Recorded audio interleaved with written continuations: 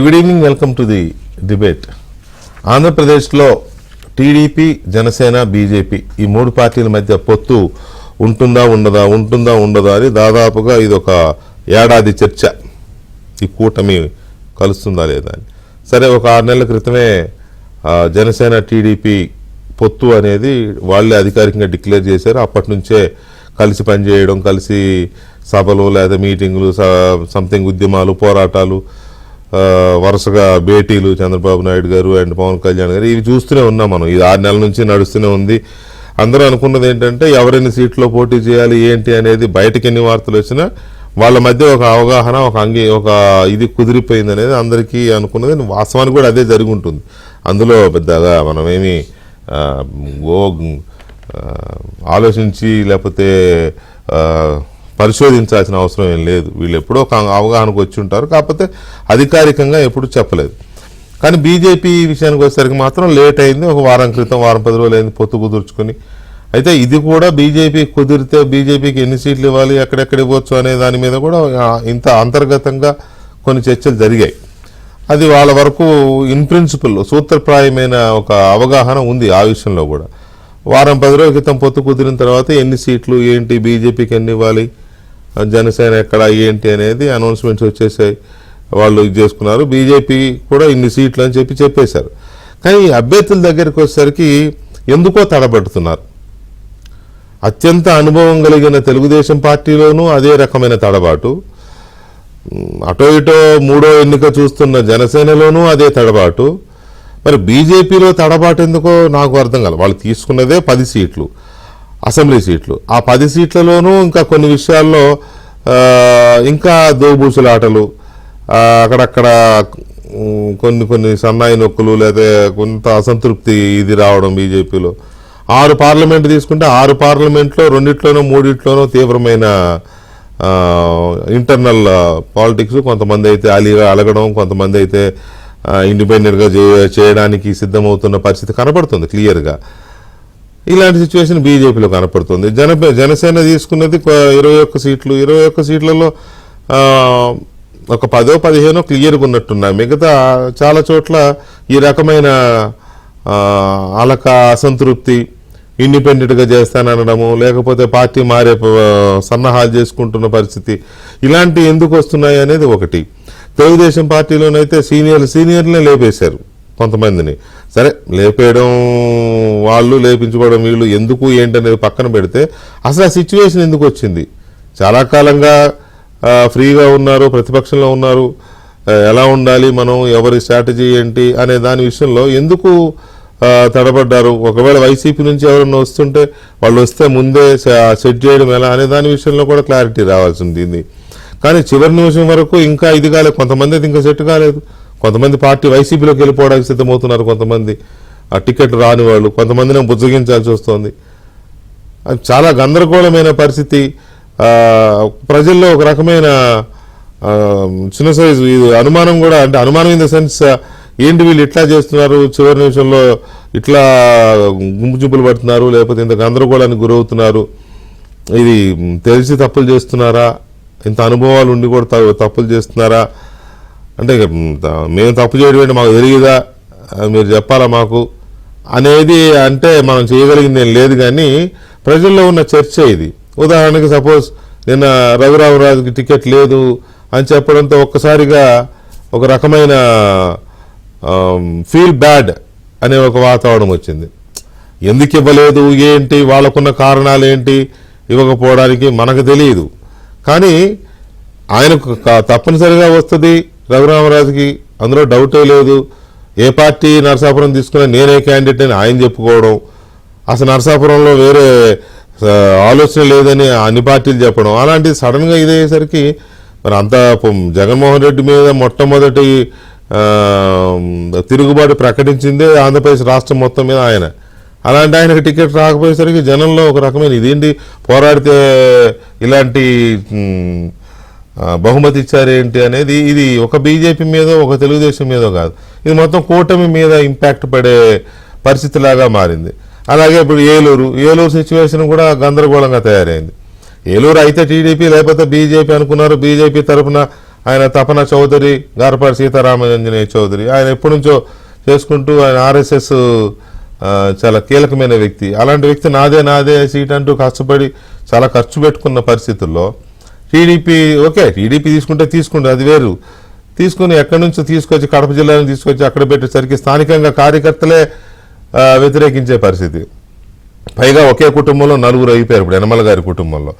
ఏంటి పరిస్థితి ఏంటి అనేది అటువైపు నుంచి అదొక ఇది.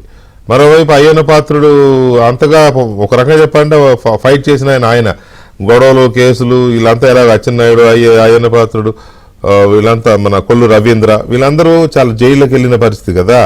అలాంటి పరిస్థితుల్లో ఆయన తండ్రి కొడుకు ఇద్దరికి టికెట్లు అడితే కుటుంబానికి ఒకటే అని చెప్పి ఆయనకే ఇచ్చారు, విజయ్కి ఇవ్వలేదు వాళ్ళ అబ్బాయికి.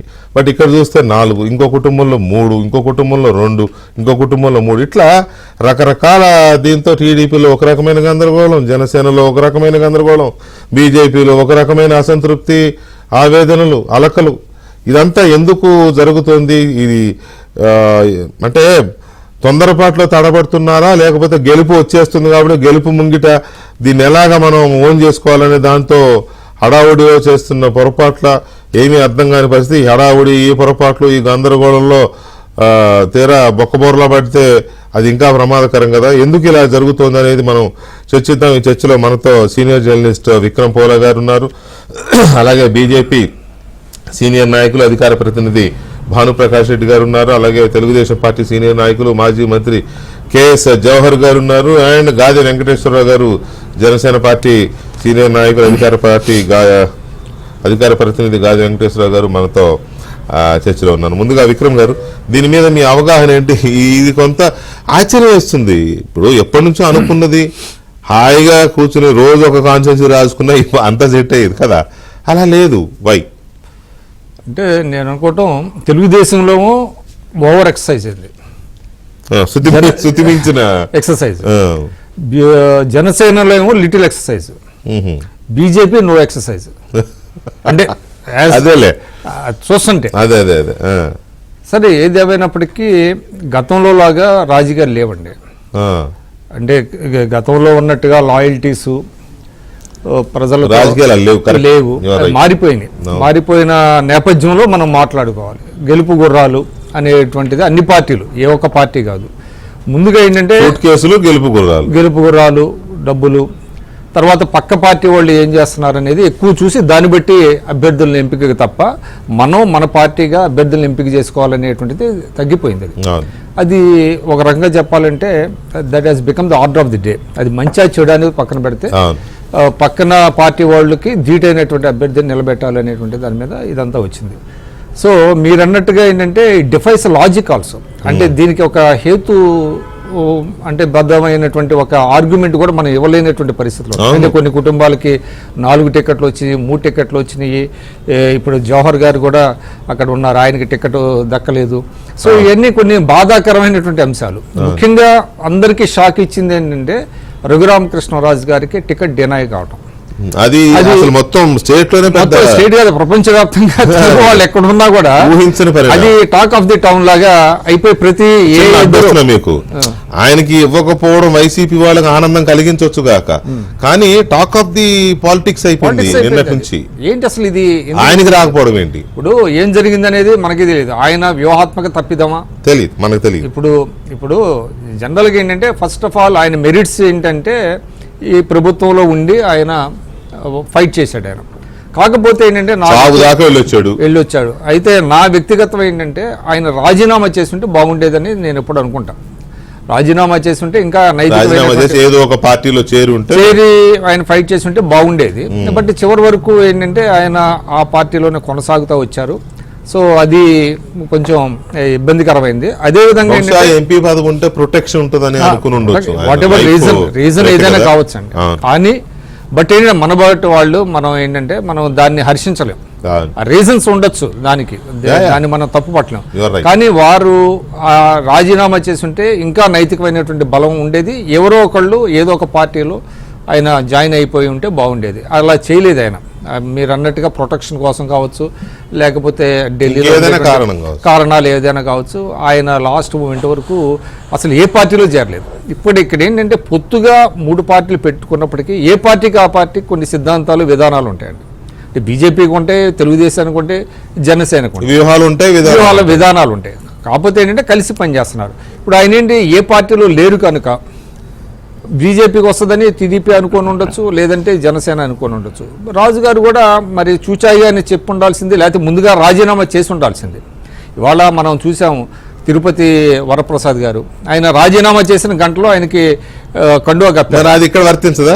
కానీ ఇక్కడ అది కూడా చేయలేదు, కానీ ఇంకా రాజీనామా కూడా చేశాడు. పార్టీకి రాజీనామా చేశాడు, పార్టీకి రాజీనామా చేశారు, కానీ జాయిన్ అవ్వలేదు నేను అనేది. వైసీపీకి రాజీనామా చేశాడు, ఏ పార్టీ జాయిన్ కాలేదు. ఆయన కూడా మొన్న రాజీనామా చేశాడు, నిన్న జాయిన్ అయినట్టున్నాడు. వెంటనే చేశారు. ఆయన ముందు జనసేన దగ్గర కూడా వెళ్ళాడు. ఆయనకు వర్తించదు, మరి ఈయనకి ఎందుకు వర్తించదు? అందువల్ల ఇది ఆయన చేసిన పోరాటాలు లేవు అక్కడ. వరప్రసాద్ ఈయన అలా కాదు కదా, ఈయన ఒక హోప్ క్రియేట్ చేశాడండి. రాష్ట్రంలో చాలా మంది బాధితుల తరఫున ఆయన నిలబడ్డాడు. ఆ రోజున యాక్చువల్లీ చెప్పాలంటే 2019 తర్వాత కూడా తెలుగుదేశం పార్టీ కూడా ఇంకా కాలు చేయి కూడ తీసుకోలేని పరిస్థితుల్లో, లేని పరిస్థితిలో జనసేన కార్యకర్తలు, నాయకులు కూడా బయటకు రాని పరిస్థితుల్లో రఘురామకృష్ణరాజు గారు ఆయన బయటకు వచ్చారు. ఒక హోప్ క్రియేట్ చేశాడు, ఒక వారియర్ లాగా ఆయన ఫైట్ చేశారు. అసలు ఆయనకి ఒక పిలిచి ఇవ్వాల్సినటువంటి పరిస్థితి ఎవరైనా సరే, ఏ పార్టీ అయినా. కానీ దురదృష్టం మరి ఆయనకి ఎందుకు రాలేదు, అది ఒక వ్యూహాత్మక తప్పిదమా, ఆయన అడగలేకపోయారా, మరి ఎందుకు ఇవ్వలేదు? ఇప్పటికైనా మళ్ళీ డ్యామేజ్ హ్యాస్ బీన్ డన్. మీరు అన్నట్టుగా ఏంటంటే అందరిలో చర్చ జరిగింది, ఎందుకు ఆయనకి ఈ విధంగా జరుగుతుంది. ఇప్పుడు మామూలుగా ఆయనకి ఇచ్చుంటే ఎంత చర్చ జరిగేది కాదు, మిగతా సీట్ల మీద కూడా దృష్టి పడేది కాదు. ఇప్పుడు ఇంకోటి కూడా నేను ఇంకో ఉదాహరణ కూడా చెప్తాను. ఇప్పుడు తిరుపతి ఉందండి, తిరుపతిలో చిత్తూరులో వైఎస్ఆర్సీపీలో 5 ఏళ్లు పనిచేసిన ఆయన తీసుకొచ్చి తిరుపతిలో జనసేన కింద టికెట్ ఇచ్చారు. నేననేది వాళ్ళ పార్టీ అంతర్గతంగా ఆరణి శ్రీనివాసులు, ఆయన నాకు కూడా వ్యక్తిగతంగా పరిచయం, అది వేరే సంగతి. కానీ ఈ డిఫైస్ లాజిక్ అంట.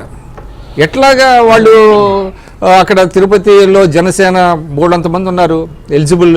కిరణ్ రాయల్ ఫైట్ చేశాడు గత 5 ఏళ్ళ నుంచి. హరిప్రసాద్ ఎప్పటి నుంచో ఉన్నాడు, పార్టీ పెట్టిన దగ్గర నుంచి లాయల్గా ఉన్నాడు డాక్టర్ హరిప్రసాద్.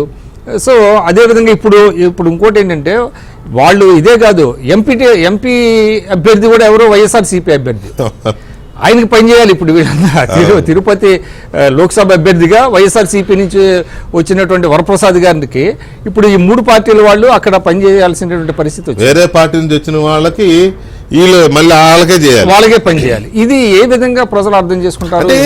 నేను అనేది అదే సార్. ఇక్కడ పాయింట్ ఏంటంటే ఒకటి సరే ఓకే, ఒకటి అరా వేరే పార్టీల నుంచి లాస్ట్ మినిట్లో వచ్చే వాళ్ళకి, సీనియర్లకి, కాస్త జనంలో ఫేస్ వాల్యూ ఉన్న వాళ్ళకి కొన్నిసార్లు తప్పవు ఇస్తాయి, పార్టీలు ఇస్తారు, నో డౌట్.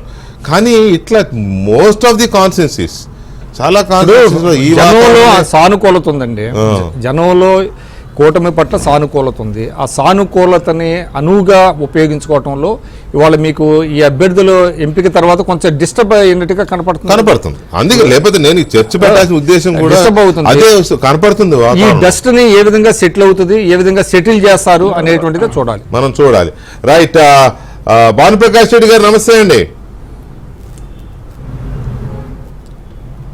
నమస్కారం అన్న. భానుప్రకాష్ రెడ్డి గారు, ఈ తిరుపతి అనే ఎగ్జాంపుల్ ఒకటి ఉంది కాబట్టి ముందు మీ దగ్గరికి వచ్చాను నేను. ఇప్పుడు జనసేన తీసుకున్నది ఎమ్మెల్యేగా ఆయన ఆరణి శ్రీనివాసులు గారిని తీసుకొచ్చారు చిత్తూరు నుంచి. ఇప్పుడు ఎంపీగానేమో వరప్రసాద్ గారిని మీరు పార్టీ నుంచి నిలబెడుతున్నారు. ఇప్పుడు పార్టీలో సీనియర్లు ఉన్నారు, లేకపోతే ఇంతకుముందు పోటీ చేసిన వాళ్ళు ఉన్నారు. రత్నప్రభ గారు లాస్ట్ టైం బై ఎలక్షన్లో పోటీ చేసిన ఎట్లా కొన్ని పేర్లు వినబడ్డాయి. కానీ లాస్ట్ మినిట్లో ఆయన తీసుకొచ్చి పెట్టారు. నాకు విక్రమ్ గారు చెప్పింది ప్రాక్టికల్గా కరెక్ట్. ఇవాళ దాకా కష్టపడిన జనసేన కార్యకర్తలు కానీ, బీజేపీ కార్యకర్తలు కానీ, మీలాంటి నాయకులు కానీ, అఫ్కోర్స్ నాకు తెలిసి మీరు కూడా ఎమ్మెల్యేగా పోటీ చేయాలని చాలా ట్రై చేశారు బీజేపీని తిరుపతి నుంచి. But it's not happened. So ఇలాంటి సిచ్యువేషన్స్లో మీరందరూ ఇప్పుడు వైసీపీ నుంచి వచ్చిన ఇద్దరికి మీరు తిరగాలన్నమాట డే అండ్ నైట్. సరే నిర్ణయం, పార్టీల నిర్ణయం, అది తప్పదనుకోండి. ఇట్లాంటి సిచ్యువేషన్ చాలా చోట్ల వచ్చింది స్టేట్లో. ఇది కాస్త ఈ ఫీల్ గుడ్ ఫ్యాక్టర్ ఏదైతే ఉందో మీ కూటమి మీద కొంత డిస్టర్బ్ చేసే పరిస్థితి కనిపించట్లేదా? వెంకటకృష్ణ, మీకు ప్యానల్ వంటి పెద్దలందరికీ నమస్కారాలు. నమస్తే అండి. అసలు పొత్తులంటేనే అడ్జస్ట్మెంట్ సాక్రిఫైస్ కానీ మీ పొత్తులంటేనే వైసీపీ సాక్రిఫైస్, ఆఖరికి కమిట్. అప్పుడు వైసీపీ దాని మీద మేము పోరాడేది. వైసీపీ ఇద్దరు ఉన్నారు. వైసీపీని కొట్టాలని చెప్పి వైసీపీ మా పార్టీ కండువా కప్పుకున్నాక వరప్రసాద్ గారు అక్కడ ఉండేది, భారతీయ జనతా పార్టీ అభ్యర్థి. No more Varaprasad YCP.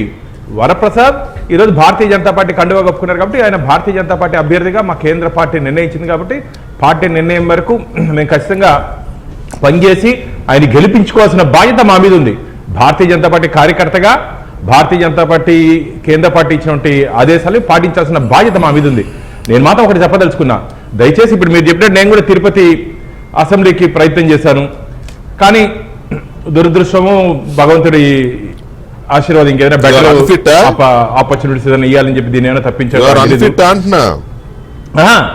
అందుకని చెప్తున్నా, భగవంతుని ఇంకేదైనా అన్ఫిట్ అని చెప్పట్లేదన్నా, భగవంతుని ఇంకేదైనా మంచి ఆపర్చునిటీ ఇవ్వాలని చెప్పి ఏదైనా తప్పించాడేమో వెంకటేశ్వర స్వామి. ఎందుకంటే నేను వెంకటేశ్వర స్వామిని నమ్ముకుంటా కాబట్టి ఇంకేదైనా బెటర్ ఆపర్చునిటీ ఇస్తారేమో వెయిట్ చేస్తున్నా. టికెట్ నాకు రాలేదు కదా అని చెప్పి పార్టీ మీద అలగడమో పార్టీ మీద తిరగడమో అవన్నీ చేయకూడదన్నా. నేను అందుకనే ఏబిఎన్ ద్వారా అందరికీ చెప్పదలుచుకున్నా, కార్యకర్తలందరికీ ఏ పార్టీలో అయినా సరే, వితౌట్ పార్టీ మన జీరో. గుర్తుపెట్టుకోండి, ఏ నాయకుడైనా సరే వితౌట్ పార్టీ మన జీరో. మీరు చెప్పే నీతి సూక్తులు బాగున్నాయి, నేను కాదంట భానుప్రకాష్ రెడ్డి గారు, నాకు కూడా మీరు చెప్పింది నచ్చింది. మనం పార్టీని నమ్ముకోవాలి, పార్టీయే ఫైనల్, తిరగబడడం కానీ అలగడం కానీ ఇటువంటివి ఉండకూడదు అని మీరు ఏదైతే చెప్పారో. జవహర్ గారు ఏదైతే పార్టీ టికెట్ ఇవ్వకపోయినా సరే మనసులో బాధ ఉన్నా ఆయన ఎలాగా అయితే అక్కడ పనిచేసుకుంటున్నాడో, కానీ ఇప్పుడు మీ దగ్గరకు వచ్చిన ఇద్దరు పార్టీ మీద అలిగే కదా వచ్చారు. అలిగి వచ్చిన వాళ్ళకి పార్టీల పట్ల కమిట్మెంట్ ఉన్న వాళ్ళు పనిచేయాలి అంటే ఎలా ఉంటుంది? అది కొంత ఇబ్బందికరం కదా. డిస్కార్డెడ్ అది కొద్ది రోజులు. మీరు చెప్పేది వాస్తవం, మీరు చెప్పేది వాస్తవం. కొద్ది రోజులు ఆ ఇబ్బంది ఉంటుంది. ఒక 2-3 రోజులు అయిన తర్వాత అడ్జస్ట్ అయ్యి పార్టీ కోసం పనిచేయాల్సిన బాధ్యత ఉంది మా మీద. ఎందుకంటే పార్టీ ఫస్ట్, సెల్ఫ్ లాస్ట్ మాకు. కాబట్టి పార్టీ ఏం చెప్పిందో దాన్ని ఆదర్శంగా తీసుకొని పనిచేయాల్సిన బాధ్యత కార్యకర్తల మీద ఉంది. ఖచ్చితంగా మీరు చెప్పినట్టు కార్యకర్తల్లో కొద్ది రోజులు ఆ బాధ ఉంటుంది, అరే మనకు రాలేదే, ప్రయత్నం చేస్తే పార్టీ నన్ను పట్టించుకోలేదని. కానీ పార్టీ అందరినీ పిలిచి మాట్లాడుతూ ఉంది, మీకు రాబో రోజుల్లో న్యాయం చేస్తాము, మీ సేవలు మేము ఖచ్చితంగా వినియోగించుకున్న పార్టీకి కొన్ని అనివార్య కారణాల వల్ల ఇవ్వలేకపోయాము. ఎందుకు ఇవ్వలేకపోయినా కూడా వారు పార్టీ నాయకులు అభ్యర్థులకు చెప్పి కన్విన్స్ చేస్తున్నారు. కాబట్టి అసంతృప్తి అనేది తాత్కాలికమే, టీ కప్పులో తుఫాను మరగా తొందరలో తొలగిపోతుంది. మా అందరి టార్గెట్ జగన్మోహన్ రెడ్డి గారిని తిరిగి ముఖ్యమంత్రి స్థానంలో కూర్చోపెట్టకూడదు. నరేంద్ర మోడీ గారికి ఆంధ్రప్రదేశ్ నుంచి అత్యధిక స్థానాల్లో పార్లమెంట్ స్థానాలు అందించాలని చెప్పి ఒకే ఒక ధ్యేయంతో పనిచేస్తున్నాం భారతీయ జనతా పార్టీ. మేము ఒకటి, జగన్మోహన్ రెడ్డిని ఖచ్చితంగా ఎట్టి పరిస్థితుల్లోనూ ఆయన అధికారంలో నుంచి తప్పించాలి. ఇంకొకటి, ఆంధ్రప్రదేశ్ నుంచి భారతీయ జనతా పార్టీ జెండాతో, కాసాయి అజెండాతో పార్లమెంట్లోకి మాకు ఇచ్చినటువంటి 6 పార్లమెంట్ అభ్యర్థుల్ని ఖచ్చితంగా మోడీ గారికి గిఫ్ట్గా, కేంద్ర పార్టీకి గిఫ్ట్గా ఇవ్వాలని చెప్పి ఆంధ్రప్రదేశ్ పార్టీలో ఉన్నట్టు మేమందరం సంకల్పం తీసుకున్నాం. ఆ విధంగా మేము పనిచేసేదానికి సిద్ధం కూడా అయ్యాం. ఆల్మోస్ట్ స్టార్ట్ అయిపోయింది. రేపు ఉదయం విజయవాడలో ఉన్నా నేను, రేపు ఉదయం మాకు ఈ ఎలక్షన్ మేనేజ్మెంట్కి సంబంధించి మీటింగ్ ఉంది. మా ఇన్ఛార్జీలు మా అరుణ్ సింగ్ గారు, సిద్ధార్థనాథ్ సింగ్ గారు వీళ్ళందరూ వస్తున్నారు. మా అధ్యక్షురాలు పురంధేశ్వరి గారు వీళ్ళందరూ మార్గదర్శకం చేయబోతున్నారు. ఏ విధంగా ఎన్నికల్లో మన ఈ రాబో 40 రోజులు 50 రోజులు ఏ విధంగా ఉండాలి అవన్నీ రేపు మాకు చర్చల్లోకి వచ్చే అవకాశం ఉంది. కాబట్టి ఖచ్చితంగా పొత్తుల్లో అనేది ఖచ్చితంగా సూసైడ్ అటెంప్ట్స్ కూడా ఉంటాయన. అంటే సూసైడ్ అంటే తప్పనిసరి పరిస్థితుల్లో, అంటే నేను ఆత్మహత్య చేసుకుంటాను కాదు, ఆ పరిస్థితి ఆ భావనకు వచ్చేస్తుంది. అరే ఇన్ని రోజులు కష్టపడ్డామే, 20 సంవత్సరాలు 30 సంవత్సరాలు కష్టపడ్డామే, దాన్ని ఒక ధైర్యంగా నిలదొక్కోవాలి. ఎందుకంటే సూసైడ్ బాంబర్స్ లాగా పనిచేయాలి. సర్జికల్ స్ట్రైక్ మార్గం పనిచేయాలి. సర్జికల్ స్ట్రైక్ మార్గం పనిచేయాలి. సర్జికల్ స్ట్రైక్ మార్గం ఏ విధంగా పాకిస్తాన్ మీద ఆ రోజు భారతదేశం సర్జికల్ స్ట్రైక్ చేసిందో ఆ విధంగా జగన్మోహన్ రెడ్డి సర్జికల్ మా ఉమ్మడి కూటమిని సర్జికల్ స్ట్రైక్స్ అని మీరు అనుకుంటుంటే ఎట్లా? ఏం జరుగుతున్నాయి అవతల వైపు నుంచి అని చెప్పి మా ఉమ్మడి కూటమి ఏం కోవర్ట్ ఆపరేషన్స్ పనిచేయవు. మా ఉమ్మడి కూటమి భారతీయ జనతా పార్టీ, తెలుగుదేశం, జనసేన ఖచ్చితంగా మా కూటమి ఆంధ్రప్రదేశ్ లో విజయ డంకా మోగిస్తుంది.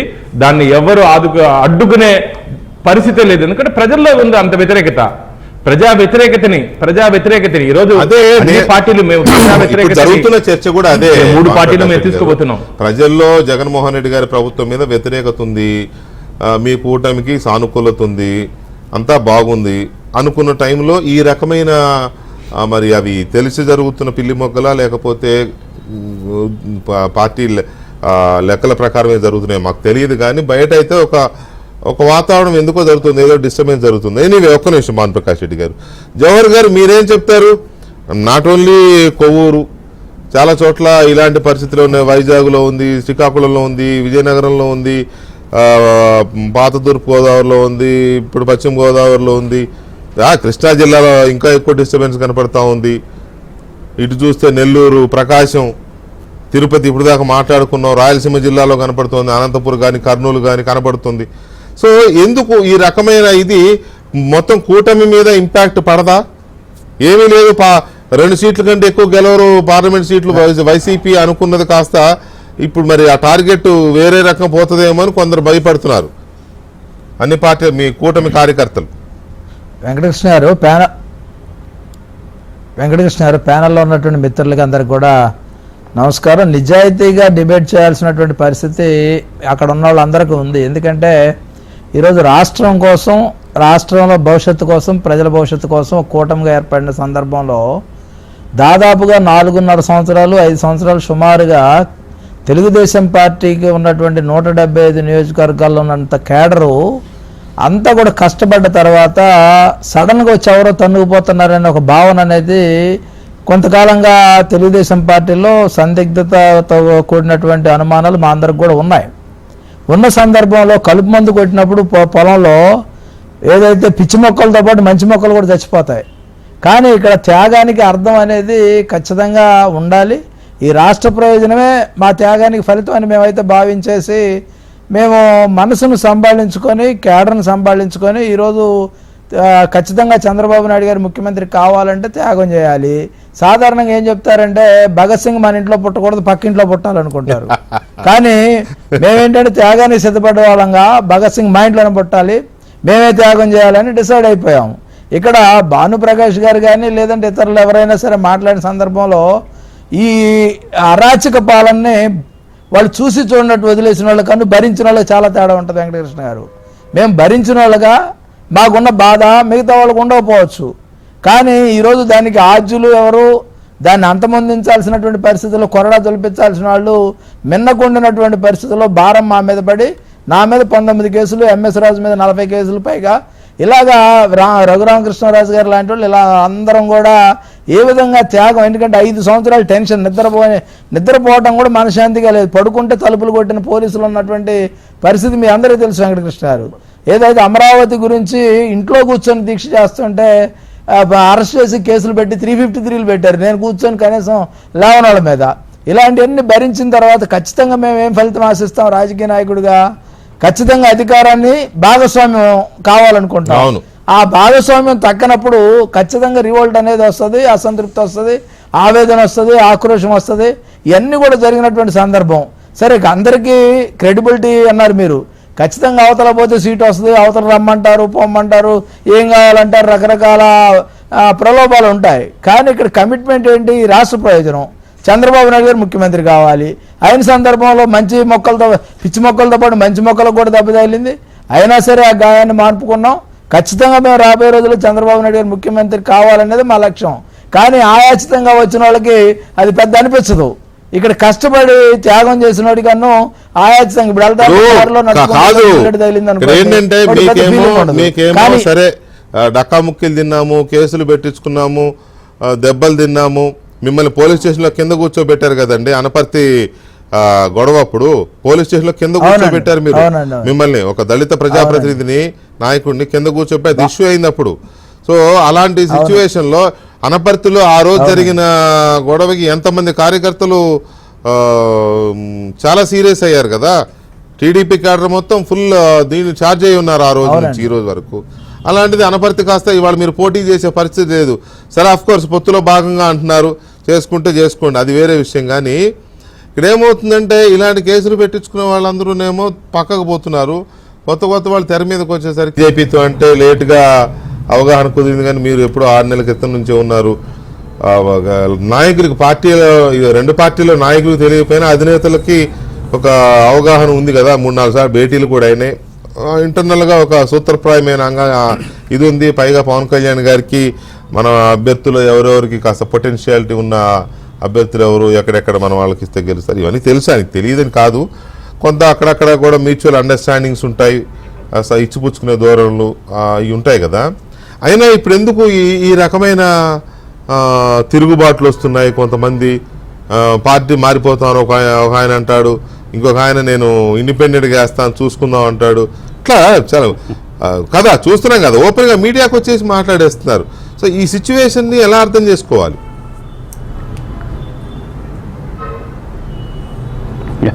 ముందుగా మీకు అలానే పెద్దలు విక్రమ్ గారికి, జవహరానికి, భానుప్రకాష్ రెడ్డి గారికి నమస్కారం.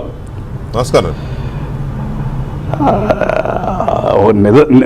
అట్లాగా సార్, వాస్తవంగా మాట్లాడుకోవాలంటే ఇందాక భానుప్రకాష్ రెడ్డి గారు చెప్పినట్లుగా ఏ రాజకీయ నాయకుడు అయినా కానీ జెండానే బలం కానీ, పార్టీ జెండా బలం కానీ, నా బలము నేను ఇండిపెండెంట్గా వేస్తాననేది తాత్కాలికం. అది ఆ స్పిట్ ఆఫ్ మూమెంట్లో ఆ వచ్చే కోపం అంతకు మించి ఏం కాదు. ఎందుకంటే ఇప్పుడు ఇదివరకు రాజకీయాలు వేరు, ఇప్పుడు రాజకీయాలు వేరు.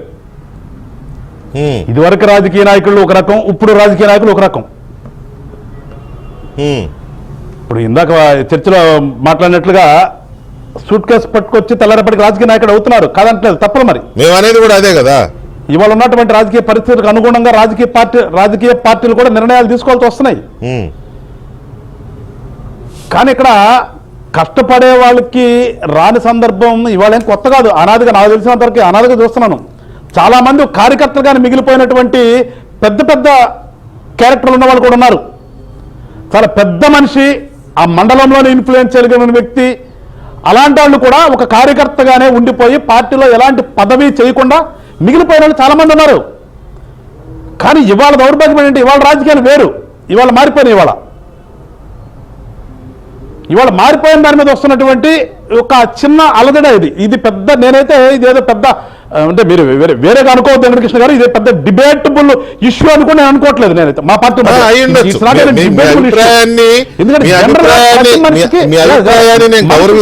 మనిషికి ఆశ ఉంటుందండి. మీరు అన్నట్టు ఇది పెద్ద డిబేటబుల్, మీరు అన్నదాన్ని ఇదేం పెద్ద డిబేటబుల్ రాజకీయాలే చెప్తున్నానండి సార్. ఒక్క మాట మీరే చెప్పండి. ఈ రాజకీయాలే ఇట్లా మారిపోయిన పరిస్థితుల్లో ఇదేం పెద్దగా మనం ఆశ్చర్యపోవాల్సింది కాదు, డిబేటబుల్ ఇష్యూ కాదు. మీరు అన్నదాంతో నేను ఏకీభవిస్తాను, అందులో నాకు డౌట్ లేదు. కానీ మీరు అన్నారే ఇలాంటి దౌర్భాగ్యకరమైన పరిస్థితుల్లో అని ఒక పదం వాడారు మీరు. ఇలాంటి దౌర్భాగ్యం అనే పదం వాడారు మీరు, గుర్తుపెట్టుకోండి. ఆ మాట వాడారు. జెండా పట్టుకునేవాడు జెండానే నమ్ముకోవాలి కానీ వ్యక్తులు ముఖ్యం కాదని కూడా అన్నారు. ఆ జెండా మోసిన గొడవలు చేస్తున్నారు, ఆ దౌర్భాగ్యాన్ని ప్రశ్నిస్తున్నారు. అది ఆ జెండా, ఆ దౌర్భాగ్యం, ఈ రెండింటి మీదే ఈ చర్చ. అదే కదా, అదేనంటే అక్కడికే వస్తాను. రైట్ సార్, అక్కడికే వస్తున్నా.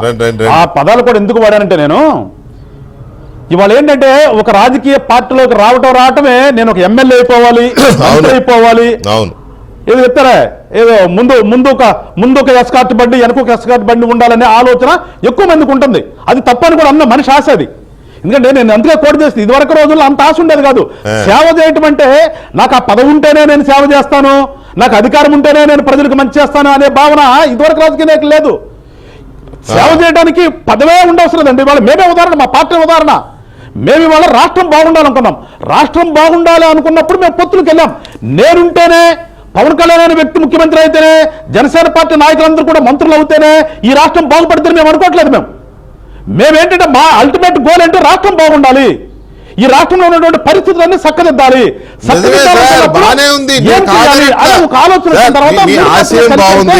దయచేసి ఒక మాట, మీ ఆశయం బాగుంది. పవన్ కళ్యాణ్ గారు కూడా 2 అసెంబ్లీల్లో ఓడిపోయిన మరుసటి రోజు నుంచి ఆయన మళ్ళీ ప్రజాక్షేత్రంలో వచ్చేసాడు. ఆయన ఎక్కడ ఓడిపోయానని ప్రజల మీద అలిగో లేకపోతే కొన్నాళ్ళు రెస్ట్ తీసుకుందామని అట్లా ఏం లేదు. నేను కాదంట్లా, మీ పార్టీ ఆ విధానం అలాగే ఉంది, టీడీపీ విధానం 23 సీట్లు వచ్చినాయని కాళ్ళు ముడుచుకుని కూర్చోలే వాళ్ళు కూడా. మీ పార్టీలు రెండు బ్రహ్మాండంగా అదే మోడ్లో ఉన్నాయి. కానీ ఎలక్షన్స్లో ఇవన్నీ కాదు కదా, number is important.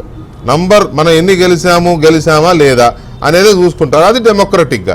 Jaganmohan Reddy ఆ డెమోక్రటిక్గా ఉండట్లేదు, ఆ డెమోక్రసీ వాల్యూ లేవు ఆ పార్టీకి అనే కదా ఇంతమంది ప్రశ్నిస్తున్నారు.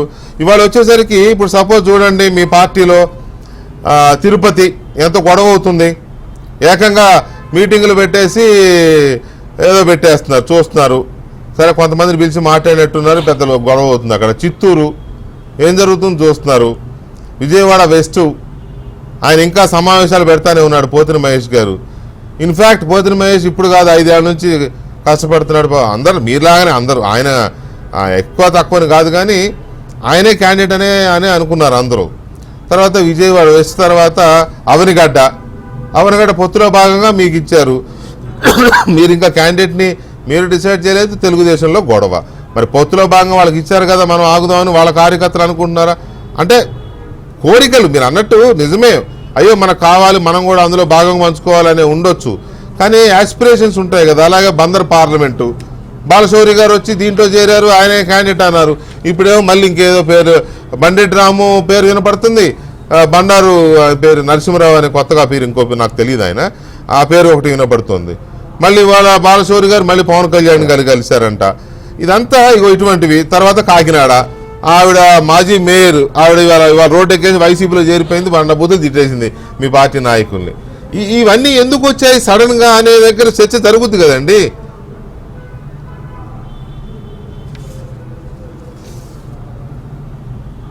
జరుగుతుంది సార్, జరగొద్దని అంటలే నేను అంటుంది, జరుగుతుంది, చర్చ జరుగుతుంది. కానీ నేను అదే చెప్పింది, మనిషికి ఆశ అండి. అందులో ఇవాళ రాజకీయాల్లో నేను ఎంత చెప్పినట్టు కదంటే, ఇవాళ ప్రతి ఒక్కళ్ళు కూడా ఎమ్మెల్యే అనేది కోరుకుంటున్నారు. ప్రతి ఒక్కళ్ళు అసలు కింద నుంచి పైదాకా కూడా వాళ్ళ కార్యకర్తలు లేరు. ఇవాళ ఎక్కడ చూసినా కానీ ప్రతి ఒక్కళ్ళు నేను ఎమ్మెల్యే అయిపోవాలి అనే ఆలోచన ఇవాళ ఎక్కువ మందిలో ఉంటుంది. ఎక్కువ మందిలో ఉండటం తోడేంటంటే ఇవాళ అందులో 3 పార్టీలు కలిసిన తర్వాత గెలుపు అవకాశాలు మెండుకు కనిపిస్తున్నాయి. గెలుపు అవకాశాలు ఎక్కువగా కనిపిస్తున్నప్పుడు సహజంగా ఆ ఆశ ఇంకొంచెం పెరుగుతుంది. దాన్ని కూడా తప్పు పట్టలేదు. కానీ ఉన్న పరిస్థితుల్లో ఏ పార్టీకి ఆ పార్టీ పోతే 175 స్థానాలు ఉంటాయి, పోటీ చేస్తారు. కానీ ఇక్కడ 3 పార్టీలు పొత్తు పెట్టుకున్నప్పుడు ఖచ్చితంగా మేము కొన్ని సీట్లు, వాళ్ళు కొన్ని సీట్లు అనుకున్నప్పుడు తగ్గినాయి కదా. ఇప్పుడు మేము తీసుకున్న 21, 175లో 21 అంటే ఎన్ని వదులుకున్నాం మేము ఎన్ని వదులుకున్నామండి. అట్లాగే బీజేపీ వాళ్ళు తీసుకున్న 10, వాళ్ళు ఎన్ని వదులుకున్నారు. ఇవన్నీ కూడా ఉంటుంది కదా. ఇన్ని సాట్ల ఇప్పుడు ఏదో 1 సాట 2 సాట్ల వాళ్ళు వచ్చేసి గొడవ చేసినంత మాత్రాన ఏదో అయిపోతుంది, లేకపోతే ఇంకేదో ఇదేదో బ్యాడ్గా సిగ్నల్ వెళ్తుంది అని అయితే నేనైతే అనుకోవట్లేదు వెంకటకృష్ణ గారు. It's my personal opinion. ఎందుకంటే అందరం కష్టపడే ఉండే, పార్టీలు ఎవరు తిరగకుండా ఎవరు లేమండి, అందరికి ఆశ ఉంటుంది. ఇప్పుడు నేను ఒక జిల్లా అధ్యక్షుడిగా 15 నియోజకవర్గాలు తిరుగుతున్నాను, ఈ రోజు కూడా తిరుగుతున్నాను. అయినంత మాత్రాన పార్టీ నిర్ణయానికి వ్యతిరేకంగానో లేదంటే మనకేదో ఉంది కదని చెప్పి ఆశను బయట పెట్టుకుని గొడవ చేస్తే నేననేది అది రాజకీయ నాయకులతో లక్షణాలు కాదంటాను. నేనైతే ఒక రాజకీయంగా వచ్చినప్పుడు మనం సేవ చేద్దామనే కదా. రాజకీయ నాయకుడు అంటే ఎందుకు వచ్చారు, రాజకీయం ఏంటంటే ఇక్కడ సేవ అనే భావమే కదా. ఇవాళ దౌర్భాగ్యం ఎందుకనంటే సేవ అనే భావం పోతుంది చాలా మందిలో. సేవ అనే భావం పోయి నాకు అధికారం ఉండాలి, నేను ఏదో చేయాలి అనుకునే వాళ్ళు గొడవ చేస్తారు అని అంటే మళ్ళీ ఎవరైనా బాధపడతారేమో. కానీ ఎక్కువది ఉంటుంది కాబట్టి వాళ్ళు ఇలాంటిది వస్తుంది తప్పితే ఏమైంది. రేపు ఇంకొక అవకాశం కింద పవన్ ప్రకాష్ రెడ్డి గారు ఇంకొక అవకాశం రావచ్చేమో. ప్రజాసేవ పరమావధి అనుకున్నప్పుడు ఏదో ఒక అవకాశం వస్తుంది. ఇప్పుడు పెద్దలు జవహర్ గారు మినిస్టర్ గారు కూడా చేశారు, ఇవాళ సీట్ లేదు, బాధేస్తుంది కాదని అంటలేదు. కానీ ఆయనకి ఆ పరిధి కొంతకాలం ప్రజాసేవ చేశాడు, ఎక్కడికి పోద్ది, అది ఎక్కడికి పోదు కదా. ప్రజాసేవ చేసిన తర్వాత ఆ గుర్తింపు ఉంటుంది, ఆయనకి ప్రజల్లో అలాంటి గౌరవం ఉంటుంది, ఎక్కడికి పోదు కదా. అందుకని తప్పదండి రాజకీయాలు అన్న తర్వాత. మరీ ముఖ్యంగా ఇవాళ ఆంధ్ర రాష్ట్రంలో ఉన్న పరిస్థితుల్లో 3 పార్టీలు కలిసి వెళ్తున్నప్పుడు కొన్ని త్యాగాలు అనేది ఖచ్చితంగా చేయవలసిన ఆవశ్యకత ఉంది. రాష్ట్రం బాగుండాలనుకున్నప్పుడు ఖచ్చితంగా కోరుకోవాల్సిందే. మన ఊరు మన ప్రాంతం బాగుండాలనుకున్నప్పుడు మనం పుట్టి పెరిగి రేపు చచ్చిపోతే ఇక్కడ మట్టి అవుతాం అనుకున్నటువంటి మన ప్రాంతం బాగుండాలనుకున్నప్పుడు ఖచ్చితంగా కొన్నిటికి మనం తల వగ్గవలసిందే, కూర్చొని చూడాల్సిందే. ఇవాళ ఎమ్మెల్యే అవ్వకపోతే చచ్చిపోతారండి రేపు తెల్ల పెట్టుకున్నా ఏమైపోతుందండి, నాకు అర్థం కాదు. ఇంకొక అవకాశం వస్తాం, రేపు ఇంకోటి రావచ్చామా, రాకూడదని ఎందుకు అనుకోరు మనం. ఖచ్చితంగా కష్టపడిన వాళ్ళకి బాధ అనిపిస్తుంది, బాధపడుతుందో దాన్ని తప్పు పట్టను. కానీ రాజకీయ నాయకులు అన్న తర్వాత ఏ పార్టీలో మనం ఉన్నామో ఆ పార్టీని గౌరవించడం నేర్చుకోవాలి, ఆ పార్టీ నాయకులు చెప్పిన దానికి వినడం నేర్చుకోవాలి ఖచ్చితంగా. ఇంకో పార్టీ నుంచి వచ్చిన వాళ్ళకి వెంటనే సీట్లు ఇచ్చేసారంటే ఇవాళ అదే అందుకే దౌర్భాగ్యం ఉంది. నేనేం దానికి ఏమి పూర్తిగా సపోర్ట్ చేయట్లేదు, దానికి సపోర్ట్ చేయట్లేదు. ఆ పార్టీ నుంచి రాగానే టికెట్ ఇచ్చేదానికి నేనేం టెప్పెట్లు కొట్టను, నేను టెప్పెట్లు కొట్టను నేను కూడా. కానీ తప్పని పరిస్థితిలో మేము కూడా తల దించుకుని నాయకుడికి వెళ్తున్నాం కాబట్టి, ఒక నాయకుడు అంటలో నడుస్తున్నాం కాబట్టి ఆ నాయకుడు చెప్పింది వినాల్సిందే. అర్థమైంది. మీ ఆ పరిస్థితిలో మేము ఉన్నాం. ప్రజాసేవ కోరుకుని రాజకీయాల్లోకి వచ్చాం. అదేదో టికెట్ రాలేదనో ఇంకో పదవి రాలేదనో ఒక్కసారిగా రివర్స్ అయిపోవడమో లేకపోతే నిరాశ చెందడమో కరెక్ట్ కాదు అనేది ఒక పాయింట్. రెండో పాయింట్, పార్టీలు కూడా ఇట్లా ఓవర్ నైట్ వచ్చిన వాళ్ళని మీదెక్కించుకోవడం కాకుండా కార్యకర్తలని లేదా కష్టమైన వాళ్ళని గుర్తించుకుంటే కూడా బాగుంటుంది అనేది మీరు రెండు రకాలుగా కూడా మాట్లాడుతూ మధ్యస్థంగా వెళ్తున్నారు. మీరు ఒక రకంగా కరెక్టే కానీ ఎక్కడ తేడా వస్తుందంటే, ఇప్పుడు భాను ఉన్నారంటే ఆయన టికెట్ ఆశించారు, అక్కడ పొత్తులో అది బీజేపీకో జనసేనకో కేటాయించిన సీట్, అది తిరుపతి, అది జనసేన బీజేపీ తేల్చుకోవాల్సిన వ్యవహారం అది. కాబట్టి ఆయన వస్తే ఆ బీజేపీకి వస్తే కనుక నేను పోటీ చేయాలని ఆయన అనుకున్నాడు కాబట్టి నిరుత్సాహపడతారు. పార్టీని ధిక్కరించకపోవచ్చు, అది వేరే విషయం, కానీ చాలా చివరి నిమిషం వరకు ట్రై చేశారు. అలాగే జవహర్ గారు, అది వాళ్ళ పొత్తులో వాళ్ళకి దక్కిన సీటే, ఆయనే అక్కడ మొన్నటిదాకా ఇన్ఛార్జ్ మంత్రిగా చేసిన ఆయన సడన్గా మారేసరికి బయటికి కక్కలేక మింగొచ్చు, కానీ ఆ మింగిందంతా లోపల మండుతూ ఉంటుంది. అది ఓపెన్గా మాట్లాడుకుందాం మనం. సో అలాగే ఇప్పుడు సపోజ్ మీరున్నారు, నాకు తెలిసి మీరు ఎక్కడ టికెట్ అడిగినట్టు కానీ లేకపోతే మీరు అడిగిన స్థానం పొత్తులో మీకు దక్కినట్టు కానీ నాకు గుర్తున్నంత వరకు సబ్జెక్ట్ టు కరెక్షన్ అలాంటి పరిస్థితి లేదు. I right? కానీ ఇప్పుడు సపోజ్ ఉదాహరణకి ఇప్పుడు మచిలీపట్నం ఉంది ఉదాహరణకి, బండిరెడ్డి రావు పోయినసారి పోటీ చేశాడు, 2 లక్షల ఓట్లు వచ్చినాయి ఎంపీగా. ఈసారి పొత్తులో మీదే, ఆయన ఏమనుకుంటాడు, అమ్మ మళ్ళీ నేనే క్యాండిడేట్ అనుకుంటాడు సహజంగా. సడన్గా బాలశౌరి గారు ఎంట్రీ ఇచ్చారు, సరే ఆయన నేనే కదా బరిలో చూద్దామని అనుకుంటాడు, ఇప్పుడు 3 ఆయన వచ్చాడు. సో ఇట్లా అయ్యేసరికి ఆయన ఇప్పుడు లేదు, మహేష్ వెస్ట్ బీజేపీ జనసేన అయితే నేనే క్యాండిడేట్ ఆయన అనుకుంటాడు, ఆయనకు నిరాశ. ఇట్లాంటి కేసుల్లో మాత్రము ఉంటుంది. పొత్తులో రాని దానికి ఎవరు ఆశపడతారు, మంద కాదని అనుకుంటారు. ఇప్పుడు మీరున్నారు, డెఫినెట్గా ఏం కొత్తగా పోయేది లేదు వచ్చింది లేదని అనుకుంటారు ఎవరైనా. అదే సో ఈ సిచ్యువేషన్లో ఇప్పుడు వాళ్ళు ముగ్గురిది ఒకటే, పార్టీలని ధిక్కరించడం అనేది కరెక్ట్ కాదు, బాధ ఉంటుంది అనేది. ఇప్పుడు వీళ్ళు సర్దుకుంటారు సార్, ఎందుకంటే నాయకులు కాబట్టి. What about cadre, what about first of all with due respects to Venkateswarlu గారు, ఎందుకంటే ఆయన అంటే నాకు కూడా రెస్పెక్ట్ ఉంది, బట్ అసలు ఇది డిబేటబుల్ కాదు అని అంటాం అన్నది చాలా రాంగ్. అందుకే చెప్పాక ఇది డెఫినెట్లీ ఇట్ ఈస్ డిబేటబుల్. ఇది ఖచ్చితంగా డిబేటబుల్. ఎందుకంటే సరే మీరు పార్టీలో you have to toe the party line, party ఏది చెప్తే అది చేయాలి ఒక కార్యకర్తగా. కానీ మీరు ఎప్పుడైతే హోప్స్ ఒక రైట్ చేశారో, ఒక హోప్స్ క్రియేట్ చేశారు, మేము ఒక బెటర్ రూలింగ్ ఇస్తాము పక్కన వైఎస్ఆర్సీపీ కంటే అని మీరు చెప్పినప్పుడు ఖచ్చితంగా ప్రజలు గమనిస్తారండి. మనం అది డిబేట్ కాదు, దీన్ని చర్చించొద్దు, దీన్ని కార్పెట్ కింద కప్పేద్దాం, ఇది రేపంతా సర్దుకుంటది అంటే కాదండి. ఎవరో చూడలేదు, మనం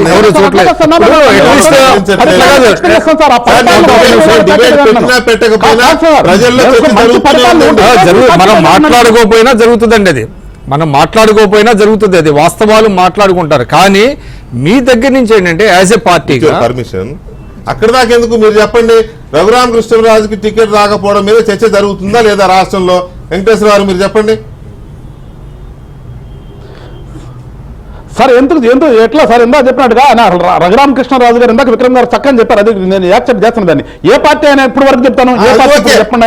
ఆయన సైడ్ నుంచి రఘురామకృష్ణరాజు గారు ఏ పార్టీ, ఆయన వైపు నుంచి పొరపాటు ఉండొచ్చు, నేను కాదంటే నాకు తెలియదు. పార్టీ ఇప్పుడు ఈ టికెట్ ఎందుకు ఇవ్వలేదు అనడానికి కారణాలు పార్టీ ఇప్పుడు కొంతవరకు తెలుగుదేశంలో ఏంటంటే పార్టీలో టికెట్ తెలుగుదేశం అనుకోలేదు, బీజేపీ అనుకోలేదు. సర్లే అనుకున్నారా అనుకోలేదు, మన అందరికీ తెలియలేదు. ఇక లైవ్ లో మనం లేదన్నంత మాత్రాన ప్రజలకు తెలియదు అనుకుంటే మన వెంకటేశ్వర గారు తెలిసిందే కదా.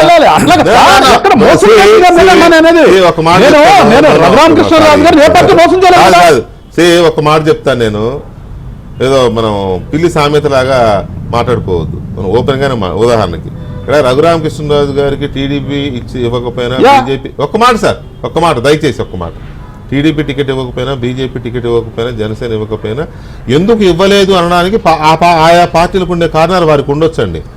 మనం క్వశ్చన్ చేయలేము, ఎందుకంటే వాళ్ళ వ్యూహాలు ఏమున్నాయి, చంద్రబాబు నాయుడు గారు ఏం ఆలోచించారో, లేకపోతే అమిత్ షా గారు ఏం ఆలోచించారో, పవన్ కళ్యాణ్ గారు ఏం ఆలోచించారో మనకు తెలియదు. కానీ రఘురామకృష్ణరాజు ఒక ఫైటర్ అనే ఒక ఇమేజే ఉంది ఆంధ్రప్రదేశ్లో. అలాంటి వాడికి పైగా తాడేపల్లిగూడెం సభలో వాళ్ళిద్దరు కూర్చుని ఉండగా, ఎవరిద్దరు చంద్రబాబు నాయుడు గారు పవన్ కళ్యాణ్ గారు కూర్చుని ఉండగా ఆయన వెళ్ళి వాళ్ళ ముందు అనౌన్స్ చేశాడు నేనే క్యాండిడేట్ అని, వాళ్ళ ముందే. అవునా కాదా? సో ఇలాంటి మారు ప్రకాష్ రెడ్డి గారు కూడా ఆ రోజు అక్కడే ఉన్నట్టున్నారు. అవును సార్, బీజేపీ నుంచి వస్తానని చెప్పారు. అది కూడా అదే మరి కూడా బీజేపీ నుంచి వస్తానని చెప్పారు. బీజేపీ అనలేదు, ఏ పార్టీ నుంచి ఏ పార్టీ నరసాపురం తీసుకున్నా నేనే క్యాండిడేట్ అన్నాడు, ఆ బీజేపీ అనలా. సో అది ఇప్పుడు ఇష్యూ కాదండి. ఇప్పుడు మనం రఘురామకృష్ణరాజు గారికి బుధాన్ని వేసుకుని మోత్రం అని కాదు, కానీ చెప్తున్నా ఇలాంటి చర్చ జరుగుతున్నప్పుడు డెఫినెట్ గా ప్రజలు కొంత ఆ కోణంలో ఆలోచిస్తారు. కొంత మరి ఎంత ఆలోచిస్తారు, ఎంత పర్సెంట్ అని పక్కన పెట్టారు. రైట్, ఓకే, ఒక్క నిమిషం విక్రమ్ గారు ప్లీజ్ కంటిన్యూ. ఇప్పుడు అదేనండి, ఇప్పుడు కనీసం ఏంటంటే పార్టీలో ఇవ్వలేనప్పుడు ఎవరైతే కష్టపడి పనిచేశారో వాళ్ళని పిలిచి ఏ కారణాల వల్ల ఇవ్వలేకపోతున్నాము, తర్వాత వాళ్ళకి ఏ విధంగా న్యాయం చేస్తామనేటువంటిది ఒక మెకానిజం ఉంటుందండి పార్టీలో. అది మళ్ళీ సారీ మీరు అన్నదానికి ఎగ్జాంపుల్ ఏలూరు మాగంటి బాబు ఇదే గొడవ, కనీసం ఇంటిమేషన్ లేదు అని ఆయన ఇదంట టికెట్ అనౌన్స్ చేసేసినాక ఆయన హట్ అయ్యాడని చెప్పి తెల్లారి పార్టీ ఆఫీస్ నుంచి ఫోన్లు అంట వరుసగా, ఆయన ఫోన్ ఆఫ్ చేసి కూర్చున్నాడు. జనరల్ గా జరుగుతూ ఉంటది. కానీ ఇవాళ బీజేపీ మనం చూసినట్టయితే మరి అటువంటి మెకానిజం ఆ పార్టీలో ఉన్నట్టు కనపడతలే. అంటే ఎవరిస్తే వాళ్ళ కింద పనిచేయటమే మీ ధర్మం అనే లెక్కలో వాళ్ళు పనిచేస్తున్నారు. అదే శిరోధార్యం అన్నట్టుగా ఇప్పుడు భానుప్రకాష్ రెడ్డి గారు కూడా చెప్తున్నారు. అది మీకు శిరోధార్యంగా కనిపించవచ్చు, కానీ పబ్లిక్ మాత్రం అది వెళ్ళదండి. Doesn't go well with the public. అది మాత్రం ఖచ్చితంగా పార్టీలు చూస్తూ ఉంటారు. పార్టీలో అభ్యర్థులు ఎంపిక వర్తించుతుంది, అదే వర్తించుద్ది. అది అసలు ఎవరినో ఒకళ్ళని నించోబెడతా ఉన్నప్పుడు అసలు ఎక్సర్సైజ్ ఎందుకు? అదే కదా, ఓకే రైట్. మరి డీప్ గా వెళ్తే వాళ్ళు హర్ట్ అవుతారు. మనం డీప్ గా వెళ్తే ఇలాంటి చాలా సార్ ఇక్కడ కోట ఉద్దేశం విక్రమ్ గారు ఉద్దేశం రాష్ట్రాన్ని బాగు చేద్దామని కానీ వ్యక్తిగతంగా లేదండి ఎవరికేనో. ఓకే ఓకే ఓకే సార్, అట్లాగే విక్రమ్ గారు ఇక్కడ మా కూటమి ఉద్దేశం ఏంటంటే రాష్ట్రాన్ని బాగు చేద్దామనేదే. రాష్ట్రం బాగానేదే కూటమి ఉద్దేశం. చారిటీ బిగిన్స్ ఎట్ హోమ్ అంటారండి. స్వార్థం గురించి ఆలోచించట్లేదు. ఏమండి వెంకటేశ్వర గారు, charity begins at the home అంటారు. అంటే ఆ చక్కదిద్దుకునేది మన ఇంటి నుంచి మొదలవ్వాలి. Right right. అయితే ఇక్కడ ప్రాబ్లం ఏంటంటే దయచేసి అర్థం చేసుకోండి. ప్రాబ్లం ఏంటంటే మీరు రాష్ట్రం కోసమే అనుకోవచ్చు. ఇందాక ఆయన కూడా అన్నారు చంద్రబాబు నాయుడు గారిని ముఖ్యమంత్రిని చేయాలి, రాష్ట్రం కోసం మేము కొంత బాధ ఉన్నా కూడా దిగమింగుతాం అనే తరహాలో మాట్లాడారు జవహర్ గారు. చంద్రబాబు నాయుడు గారిని ముఖ్యమంత్రిని చేయాలని మీకు ఉండొచ్చండి, బీజేపీకి ఎందుకు ఉంటుంది? బీజేపీకి ఎందుకు ఉంటుందండి? కూటమి అధికారం రావాలని పొత్తు పెట్టుకున్నారు. వాళ్ళ భవిష్యత్తు ఆలోచనలో వ్యూహాలు ఎలా ఉన్నాయో ఎవరికి తెలుసు. సో అందువల్ల జవహర్ గారు కొద్దిగా భ్రమలు కాకుండా ప్రాక్టికాలిటీస్లోకి రండి. ఒకటి. రెండోది, ఈ సిచ్యువేషన్ నుంచి ఈ ప్రజల్లో చర్చ జరుగుతుంది. మీరు అవునన్నా కాదన్నా, వెంకటేశ్వర గారు ఒప్పుకున్నా లేకపోయినా, భానుప్రకాష్ రెడ్డి గారు ఒప్పుకున్నా లేకపోయినా ప్రజలు మాత్రం ఈ పరిణామాలు చర్చిస్తున్నారు. అఫ్కోర్స్ దీనివల్ల వాళ్ళు జగన్మోహన్ రెడ్డి ప్రభుత్వానికి వ్యతిరేకంగా నాటుకుపోయిన భావజాలాన్ని వ్యతిరేకిస్తున్న దీన్ని వదులుకుంటారని నేను అనుకోను. కానీ ప్రజల్లో మాత్రం ఏంటిది, ఎందుకు ఇలా చేసుకుంటున్నారు అనే ఒక్క చర్చ అయితే ఉంది. దాన్ని మీరు చల్లబరచగలరని అనుకుంటున్నారా జవహర్ గారు? వెంకటకృష్ణ గారు, మరుపు అనేది మనిషికి వరం అయిపోయిందండి. ఎందుకంటే సందర్భాల్లో చూసాం, ఎక్కువ గ్యాప్ కూడా ఎక్కువ ఉందండి. ఆ గ్యాప్ ఉన్న సందర్భంలో సర్దుబాట్లు అనేవి సహజంగా జరుగుతాయి. దానివల్ల ఇబ్బంది ఉండదు అనేది నేను విశ్వసిస్తా ఉన్నా. దాంతో పాటుగా మొట్టమొదటిసారి మీ డిబేట్లో నేను డిఫెన్స్లో పడ్డటువంటి సందర్భం ఇదే ఉంది. ఎందుకంటే సాధారణంగా ఈ రోజు జరుగుతుంది, ఇప్పటికిప్పుడు వచ్చేసి కండువాలు కప్పుకొని పార్టీ టికెట్లు తీసుకొని వెళ్ళిన వాళ్ళ మీద ప్రజల్లో ఎంత అసంతృప్తి ఉందో మాకు కూడా ఉంటుంది. కానీ మేము చెప్పలేం. కానీ అలాంటి ఒకసారి ఆల్కహాల్ బీర్ అంటే హెల్త్ డ్రింక్ అన్నారు, ఎనర్జీ డ్రింక్ అని అప్పుడు ఒకసారి పడ్డారు, ఇది రెండోది. అది మీరు కూడా చెప్పారు అదే కదా. అలాంటి సందర్భంలో ఖచ్చితంగా గ్యాప్ ఉంది కాబట్టి మేము సర్దుకోవడానికి అవకాశం ఉంది. ఖచ్చితంగా విశాల ప్రయోజనాలు అనేది ఈ రాష్ట్రం కోసం. ఇందాక చంద్రబాబు నాయుడు గారు ముఖ్యమంత్రి అయితే ఈ రాష్ట్రం బాగుపడుద్దనే కదా కూటమి ఉద్దేశం కదా. ఆ ఉద్దేశంలో కూటమి కూడా ఖచ్చితంగా వాళ్ళకి వేరే భావనలు ఉన్నా, ఏ విధంగా ఉన్నా ప్రాంతీయ పార్టీలు జాతీయ పార్టీల మధ్య ఉన్నటువంటి వ్యత్యాసం అనేది కానీ ఏ విధంగా పెద్దన్న పాత్ర పోషిస్తున్నారనేది భారత రాజకీయ అవనికి మీద మనందరం కూడా చూస్తున్నదే, కొత్తదేం కాదు. ఈ రోజు వీళ్ళు ఉండొచ్చు, లేకపోతే ఇంకోళ్ళు ఉండొచ్చు, ఏం జరుగుద్ది, ఈ రాష్ట్ర ప్రయోజనాలు ఏమవుతాయి అనే దాని మీద ప్రాంతీయ పార్టీలుగా మేము దృష్టి పెడతాం. వాళ్ళు ఏంటంటే జాతీయవాదం పేరు మీద వాళ్ళందరినీ కలుపుకొని మేమందరం కూడా మేమే ఉండాలనే తరహాలో వెళ్ళిన సందర్భాలు మనందరం కూడా చూసాం. కానీ రేపు రాబోయే రోజుల్లో ఖచ్చితంగా డబుల్ ఇంజన్ అనేది ఈ రాష్ట్రానికి భవిష్యత్తు కోసం ఖచ్చితంగా సహకరిస్తానని ఒకే ఒక నమ్మకంతో బీజేపీతో పొత్తుకు వెళ్ళడం జరిగింది. దాంతోపాటుగా జనసేనను కూడా పూర్తిగా వాళ్ళు బాధ్యత తీసుకొని ఈరోజు పొత్తు అంతా కూడా అరేంజ్ చేశారు. కొన్ని ఇబ్బందులు ఉన్నాయి, దాన్ని మేము ఎట్టి పరిస్థితుల్లో లేవని చెప్పేసి దానికి ఒక మా చేసే ఉద్దేశం అయితే నాకు లేదు. కానీ అవి ఏ విధంగా అడ్రస్ అవుతాయో, ఏ విధంగా పోతాయి అనేది మాత్రం కాలం అనేది ఎక్కువ ఉంది. ఈ సమయంలో ఖచ్చితంగా సర్దుబాటు జరుగుతాయి. మా నాయకుడు అందరితో మాట్లాడుతున్నారు, మేము కూడా మాట్లాడుతున్నాం. ఎందుకంటే నిడదవోలు కానీ, కొవ్వూరు కానీ, లేకపోతే మిగతా చోట్ల అన్ని చోట్ల జరుగుతున్నాయి. 1 by 1 ఒక్కొక్కటి అవుతుందని మాకు ఆశ ఉంది. ఖచ్చితంగా ఈ రాష్ట్రంలో తెలుగుదేశం పార్టీ అదేవిధంగా ఎన్డీఏ కూటమి గెలవాలని మనస్ఫూర్తిగా కోరుకుంటా ఉన్నాం. దాన్ని మీరు కూడా సహకరించండి. డిబేట్ అనేది మంచి డిబేటే, కానీ ఏంటంటే వేళకారి వేళల్లో దారి కాని దారుల్లో దేనికోసమే ప్రాకులాట అని ఇదేంటంటే ఈ సందర్భంలో నాలాంటి వాళ్ళని మాట్లాడడానికి అవకాశం లేకుండా డిబేట్ ఏంటంటే మీరు పదార్థాలు చెప్తా ఉన్నారు, దానిలో ఎటువంటి ఇది లేదు. ఇక్కడ పరిస్థితి ఏంటంటే ఇదేదో మీలాంటి వాళ్ళని డిఫెన్స్లో పడేయడానికో, లేకపోతే మాట్లాడకుండా చేయడానికో, లేకపోతే మా వాక్చాతుర్యాన్ని మీ అందరి మీద ప్రదర్శించేసి భుజకీర్తులు తగిలించుకోవడానికో కాదండి. మీరే అన్నారు గ్యాప్ ఎక్కువ ఉంది కదా ఇంకా ఎలక్షన్కి అని, సర్దుకుంటామని. డిబేట్ ఉద్దేశం కూడా అదే. ఇంకా 3 వారాలు దగ్గర ఈ అభ్యర్థులు నామినేషన్లు ఈ గోలంతా కదా. కాబట్టి కరెక్ట్ మెజర్స్ తీసుకోవాలి. ఒక చిన్న అలార్మింగ్, చిన్న అలర్ట్. డిబేట్ ఉద్దేశం కూడా అదే. దాన్ని మీరు గనక మీరు కానీ మీ పార్టీలు కానీ ఒక పాజిటివ్ వేలో రిసీవ్ చేసుకుంటే చాలా అర్థాలు దొరుకుతాయి ఈ డిబేట్లో. దయచేసి అది అర్థం చేసుకోండి. రైట్. భానుప్రకాష్ రెడ్డి గారు, ముందుగా బీజేపీకి అలాగే టీడీపీకి మీ ఇద్దరికి జాయింట్ కంగ్రాచులేషన్స్. ఎందుకంటే దేశంలో ఎన్డీఏ మొత్తం మీద 543 స్థానాల్లో ఎన్డీఏ పోటీ చేస్తుంటే 403 స్థానాల్లో బీజేపీ పోటీ చేస్తుంది. హైయెస్ట్ ఎన్డీఏ కూటమిలో హైయెస్ట్. సెకండ్ హైయెస్ట్ టీడీపీ 17 స్థానాల్లో. 17 అయినా కూడా టోటల్గా ఎన్డీఏ కూటమిలో హైయెస్ట్ స్థానాల్లో పోటీ చేస్తున్న పార్టీగా టీడీపీ రెండో అతిపెద్ద పార్టీగా నిలబడింది. వాజ్పేయి గారి హయాం గుర్తొస్తుంది కదా. వాజ్పేయి గారి హయాంలో అప్పుడు ప్రాంతీయ పార్టీగా ఉండి ప్రధాన ప్రతిపక్షంగా. సో అఫ్ కోర్స్ ఇప్పుడు ఇది పోటీ చేస్తున్న స్థానాలకి చెప్తున్నా. అంటే అప్పుడు మొత్తం 42 సీట్స్ ఉన్నాయి కదా ఆంధ్రప్రదేశ్, ఉమ్మడి రాష్ట్రం నో డౌట్స్. మీరు అన్నది కరెక్టే. అంటే ఎగ్జాంపుల్ చెప్తున్నా అంతే. పైగా ఇప్పుడు పోటీ స్థానాలు ఇవి, గెలిచిన స్థానాలు కాదు. అప్పుడు 39 గెలిచారు కదా అవుట్ ఆఫ్ 29 వీళ్ళు బీజేపీతో కలిపి. బీజేపీ వేరు, టీడీపీ 29, టీడీపీ సింగిల్ గా 29. అదే ప్రధాన ప్రతిపక్షంగా కూడా ఉంది. సరే ఓకే, అందుకే కంగ్రాట్ చెప్పా. సరే ఓకే, ఈ రకంగా ఇలాంటి నంబర్ సైజ్ తో దిగుతున్న మీరు వీటన్నిటినీ ఈ చిన్న గ్యాప్స్ ని, ఈ చిన్న అవగాహన రాహిత్యాలని, లేకపోతే కార్యకర్తల్లో వచ్చిన చిన్న మనోభావాలనే అంత పెద్ద పదం వాడను కానీ, అబ్బా ఏంటిది మన భావనకు టికెట్ ఇస్తే బాగుండు కదా, మన హరిప్రసాద్ అన్నకి టికెట్ ఇస్తే బాగుండు కదా, అది లేకుండా వచ్చింది కదా పరిస్థితి. సో వీటన్నిటిని మీరు కలుపుకొని పోయి చేయగలమనే నమ్మకం మీకుందా మీ అందరికీ? ఖచ్చితంగా ఉందన్న.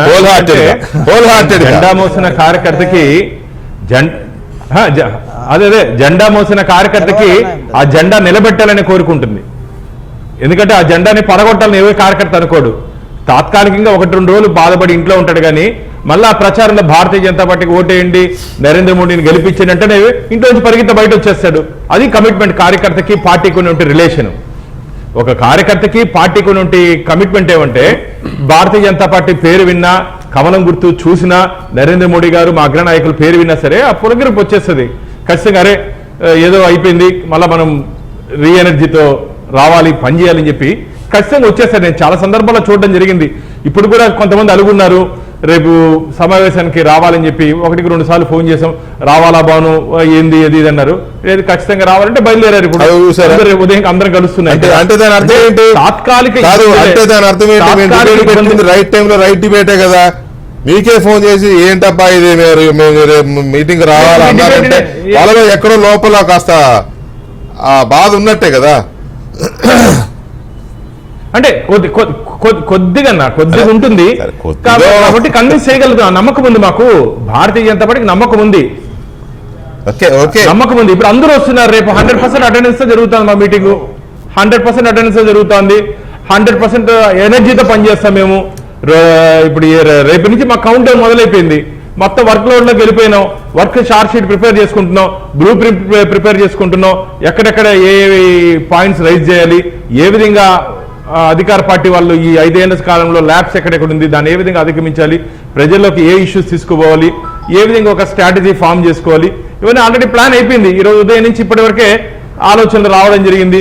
ఎవరెవరిని టార్గెట్ చేయాలి, ఎందుకంటే అధికార పార్టీకి అడ్డాగా నిలిచినటువంటి అధికారులు, ముఖ్యంగా మీ ద్వారా చెప్తున్నా, అధికార పార్టీకి అడ్డాగా నిలిచినటువంటి అధికారులు టార్గెట్ చేస్తున్నాం మేము. ఎందుకంటే ఇప్పటికీ ఎలక్షన్ నోటిఫికేషన్ వచ్చిన తర్వాత ఎన్నికల కమిషన్ పరిధిలోకి వెళ్ళిపోయింది మొత్తం వ్యవస్థ అంతా.